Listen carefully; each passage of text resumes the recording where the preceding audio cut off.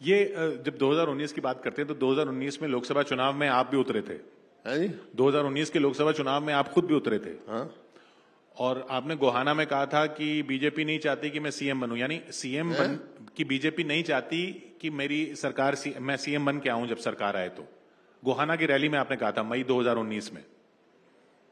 BJP नहीं चाहती, ये तो मेरे को इतनी बात याद नहीं, लेकिन उस कॉन्टेक्स्ट में कोई बात कही होगी, या तो कोई मेरे को आप बयान दिखाओगे तो मैं उसको रिएक्ट कर सकता हूं। अब 2019 की बात तो मैं याद नहीं रख सकता। मेरा सवाल सिर्फ यही था कि 2019 में तो आप कह रहे थे कि आप ही सीएम का चेहरा हैं, लेकिन अब नहीं कह रहे हैं। नहीं, मैंने ये कभी नहीं कहा मैं ही हूं। कांग्रेस की बात थी, कांग्रेस की बात कही होगी जरूर। तो इस बार आपने मैं कभी नहीं कहता हूं मैं कि मेरे को आदत नहीं है। हाँ, यही तो लोग कहते हैं कि हुड्डा साहब कहते नहीं है, पीछे से खेल कर जाते हैं। लोग कहते हैं हुड्डा साहब कहते नहीं है लेकिन पीछे से खेल कर देते हैं। ये तो आपकी परसेप्शन है, मैं क्या कर सकता हूं, आपकी सोच है।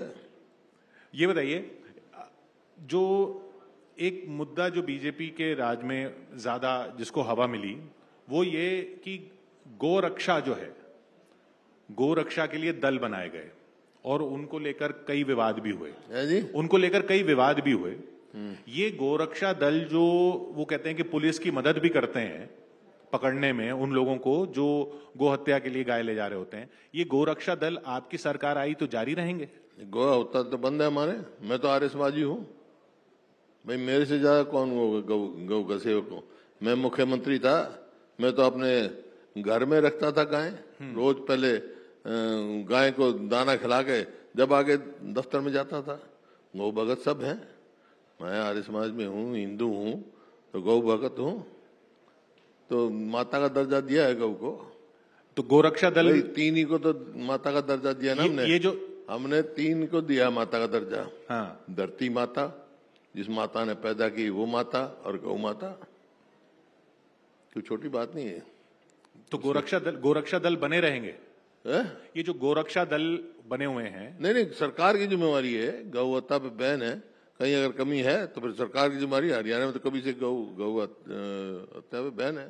और जो इतने सारे दल ये slaughter is not allowed in the Haryana government. Haryana मतलब ये पुलिस ही देखेगी, गोरक्षा दल वाले नहीं। आप कह रहे हैं ये जो गोरक्षक बने हुए हैं, गोरक्षक कई बने हुए हैं ना, गोरक्षा के दल बने हुए हैं जो पुलिस की मदद करते हैं, लोगों के पीछे जाते हैं, उनको पकड़ते हैं और फिर पुलिस को देते हैं। ठीक है, अगर कोई गौ हत्या कर रहा है तो पुलिस की मदद करते तो अच्छी बात है, लेकिन खुद कानून में हाथ में ना लेना। पुलिस की मदद करें। जब हम एक चीज बैन है, कानूनी तौर पे नहीं कर सकते, कोई करता है तो अगर पुलिस को उसकी मदद मिलती है तो अच्छी बात है, लेकिन खुद कानून हाथ में ना लें। तो आप ये मानते हैं कि खुद कानून हाथ में लिया जा रहा है? नहीं, आप कह रहे हो, मैं तो कोई नहीं कहा। अरे हरियाणा तो आप अपनी बात मेरे मुंह में डालना चाहते हो, मैं थोड़ा हो सकता है अभी, क्योंकि अभी एक अफसोसनाक घटना हुई फरीदाबाद में अफसोसनाक घटना हुई। कुछ लोग पीछे गए एक गाड़ी के कि भाई उसमें गोहत्या करने के लिए ले जा रहे हैं, और फिर उन्होंने गोली मार दी और उस लड़के की मौत भी हो गई। इस तरह की जो घटनाएं हो रही हैं। मैं कह रहा हूं ना कि कानून अपने हाथ में लेना नहीं चाह रहे भाई। कानून है, एक गौ हत्या बंद है, पुलिस में रिपोर्ट कराओ, सजा दिलवाओ, यही सबसे बड़ी बात है। खुद कानून में थोड़ा आप अपने हाथ में थोड़ा लेने लग जाओगे। अच्छा, राष्ट्रीय स्तर पर अगर बात करें तो एक वो G23 बना था, जो कहा जा रहा था G23, आप लोगों ने चिट्ठी लिखी थी, उसमें आप भी थे। तो पार्टी की सारी चिट्ठी लिखी थी हमने, लेकिन G23 आपने बना नाम दिया था हमारे। हाँ, क्योंकि 23 थे उसमें, तो वो 23 है तो G23 तो आप दे रहे थे ना नाम। अच्छा, वो जो चिट्ठी लिखी थी उसका कांग्रेस को मजबूत करने के लिए लिखी। और जब भी महसूस करते हैं कि कांग्रेस पार्टी कैसे मजबूत होगी, क्योंकि प्रजातंत्र में एक मजबूत संगठन की जरूरत होती है, हम सुझाव देते हैं। तो अब वो आप मानते हैं कि वो जो आपने सुझाव दिए थे वो लागू हो गए? हुआ ना, चुनाव हुआ, कांग्रेस प्रेसिडेंट खड़गे साहब बने, बाकायदा चुनाव हुआ। तो अब संगठन मजबूत है पहले से, आपका ये मानना है? संगठन में जो हमने बात दिखाई दी वो हमने अपने नेतृत्व को जानकारी दी ग्राउंड की, और उन्हें उस पर एक्शन लिया। क्योंकि जब तंवर साहब अध्यक्ष बने थे, जब अशोक तंवर जी अध्यक्ष बने थे, उन्होंने संगठन पे ही सवाल उठाए थे कि हरियाणा में संगठन जो है वो ठीक से नहीं चलने दिया हुड्डा साहब ने, कांग्रेस संगठन, जब अशोक तंवर साहब अध्यक्ष बने थे। अध्यक्ष वो तो 14 में क्यों बन गए थे, वो तो 9 में शायद 5 साल रहे, संगठन उनके हाथ में ही था। तो वो उस वक्त उन्होंने कहा कि आपने संगठन चलने नहीं दिया ढंग से। क्यों, मैंने कब रोका? ये आप कह रहे हो, आप कह रहे हो।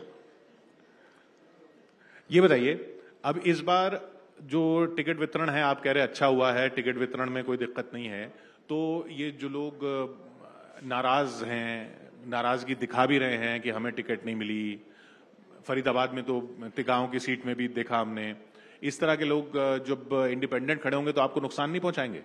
ये हर पार्टी में नहीं है, बीजेपी में कोई वहां भी है, वहां भी है। ये कुदरती एक प्रोसीजर की बात है, जिसको कोई सोचता है मेरे को मिलनी चाहिए, नहीं मिले, कोई समझदार है वो समझता है नहीं अच्छे आदमी को दी है तो उसको सपोर्ट करता है, जो भी कांग्रेस में यकीन करता है, और कांग्रेस जिसको भी टिकट दे उसको समर्थन करना चाहिए।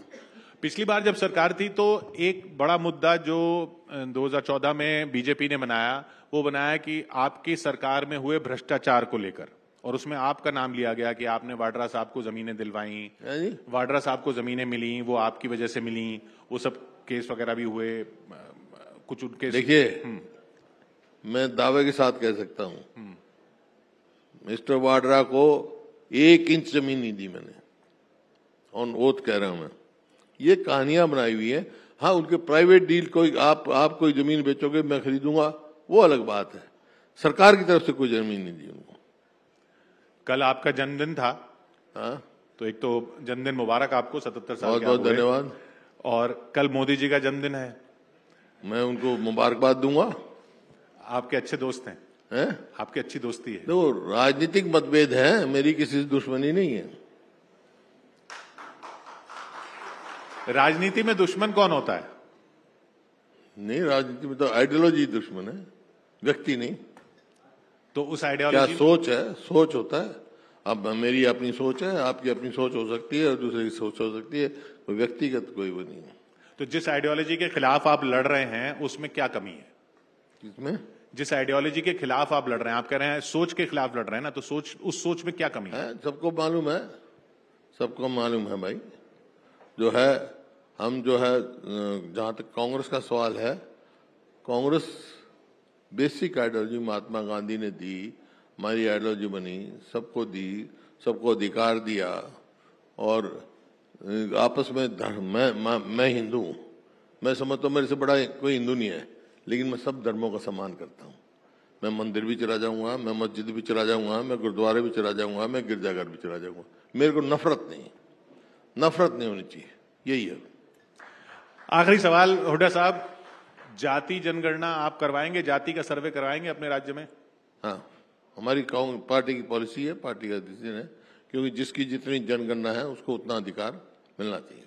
उसका उतना अधिकार मतलब रिजर्वेशन आगे और बढ़ानी चाहिए 50% से? हाँ, जो भी जिसका जितना अधिकार बनता है, क्योंकि एक बड़ा तबका अनुसूचित जाति का हरियाणा में है, और बीएसपी भी चुनाव लड़ रही है, आजाद समाज पार्टी भी चुनाव लड़ रही है, वो चैलेंज भी है आपके सामने। देखिए, वो नहीं है सवाल। लोकसभा का इलेक्शन हुआ, बहुत और पार्टियां भी लड़ रही थी, लेकिन मुकाबला सीधा कांग्रेस का बीजेपी का रहा। दूसरी पार्टियों किसी को भी 1% के करीब से ज्यादा वोट नहीं मिली, 1% के लिए। मतलब ये है कि हरियाणा के लोग इस बात को अच्छी प्रकार समझते हैं कि मुकाबला कांग्रेस और बीजेपी में है, वोट काटुओं को वोट नहीं देते हैं। इसलिए आम आदमी पार्टी को आपने साथ में नहीं लिया? वोट काटुओं को वोट नहीं देते हैं। नहीं, आम आदमी पार्टी का तो राष्ट्रीय स्तर पे कांग्रेस का वो है, गठबंधन है, प्रांतीय स्तर पे कभी गठबंधन नहीं हुआ। क्यों केजरीवाल साहब आ गए? नहीं, अब कोशिश की, लेकिन दोनों की नहीं बात बनी। हमने तो ऑफर किया था उनको, वो बहुत ज्यादा वो कर रहे थे, तो पहले उन्होंने सीट डिक्लेयर कर दी। होते हैं आपस में कई दफा, लेकिन क्योंकि कभी भी प्रांतीय स्तर पे गठबंधन नहीं हुआ हमारा, राष्ट्रीय स्तर पर गठबंधन हुआ। आप कह रहे हैं कांग्रेस और बीजेपी की सीधी लड़ाई है, एक सीट आपने सीपीएम को दे दी, सीपीएम को पता भी नहीं था कि उनको एक सीट मिलने वाली है। सीपीएम को आपने एक सीट, उन्होंने एक ही सीट मांगी।